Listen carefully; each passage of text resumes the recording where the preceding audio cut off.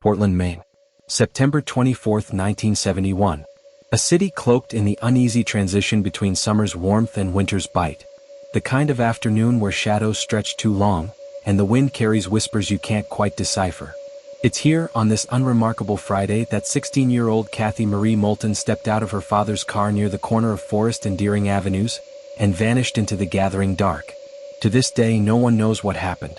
But the echoes of that day still haunt these streets.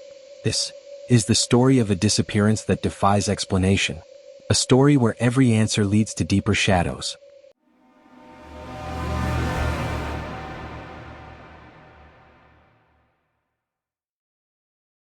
Let's walk in Cathy's footsteps. Let's see what she saw. It's 3:30 p.m. Her father, Robert Moulton, pulls his sedan to the curb.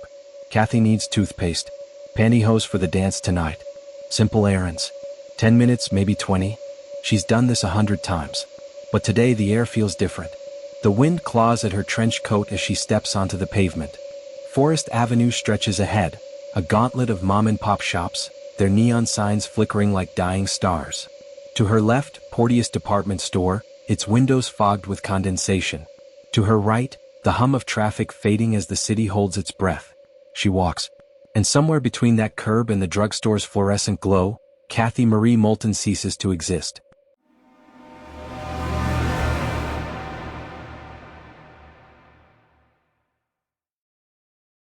Witnesses? Fragments. A clerk recalls a girl matching Cathy's description. Chestnut hair, green coat, lingering near the hosiery aisle. A bus driver swears he saw her arguing with a man in a gray work shirt outside a diner. But these are ghosts fading with time. The last confirmed sighting? 3:45 p.m. Cathy, alone, walking east on Forest Avenue. Her boots click against the pavement. Then, silence. By 6 p.m., the Moulton home is a prison of dread. Cathy's younger sister, Diane, stares at the rotary phone, willing it to ring. Her mother, Priscilla, paces, a metronome of panic. Robert retraces the route, pounding on locked shop doors. Cathy, he screams into the wind, but the city swallows his voice. Portland police arrive, flashlights carving tunnels in the fog. They find nothing. No struggle. No note.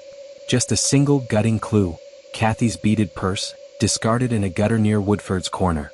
Inside, a tube of Colgate toothpaste, unopened, as if whatever happened, happened fast. Theories bloom like rot. Did she run away? Unlikely. Her paycheck from the local bakery still sits on her dresser. A lover's quarrel? Cathy had no boyfriend. No enemies. Just a girl who loved Elvis records and scribbled poetry in the margins of her textbooks. Then comes the whisper no one wants to hear. Someone took her. And if that's true, who?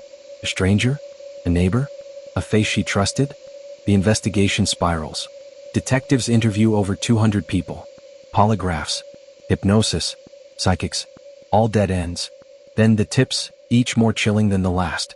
A trucker swears he saw a girl matching Cathy's description at a rest stop in New Hampshire, her wrists bound with rope. A waitress in Bangor serves a trembling teen who whispers, "They'll kill me if I talk." And in 1975, a hunter in Maine's Allagash wilderness stumbles on a campsite strewn with women's clothing, including a scrap of teal fabric matching Cathy's dress. But the evidence evaporates. The wilderness keeps its secrets. The Moultons fracture. Priscilla dies in 1983, her obituary citing a broken heart. Robert spends his remaining years pacing empty rooms, clutching Cathy's childhood teddy bear. Diane, now a grandmother, tells me, it's like she was erased. But erased things leave marks. Don't they?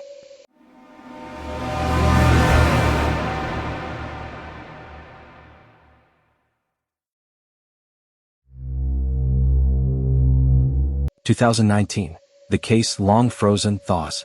A letter arrives at the Portland PD, no return address, postmarked from a town 200 miles north.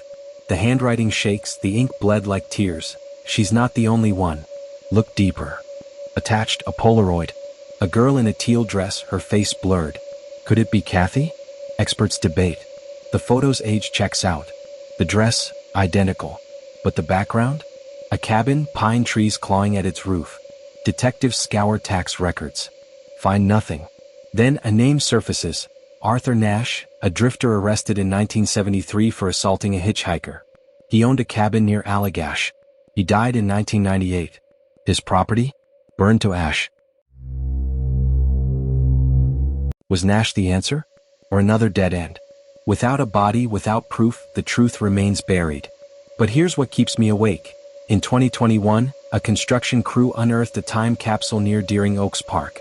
Inside, a note scrawled by local teens in 1970, "Beware the man in the green truck. He watches." A coincidence? Maybe.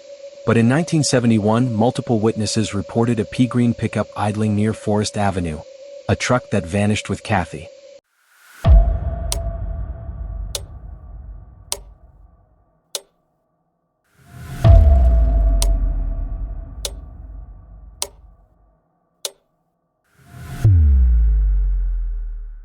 Today, Forest Avenue thrives, a hip strip of breweries and boutiques.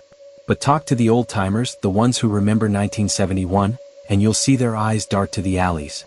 They'll tell you about the streetlights that flicker for no reason, the shadow that paces the roof of the old Porteous building. And sometimes, on nights when the wind howls just right, you can still hear the click of boots on pavement, walking, never stopping. Cathy's case remains open. Her photo still papered in post offices, her name whispered in true crime forums. But what happened that day? Was it a predator? Accident covered up? Or something older? Something that walks these streets still, hungry and patient.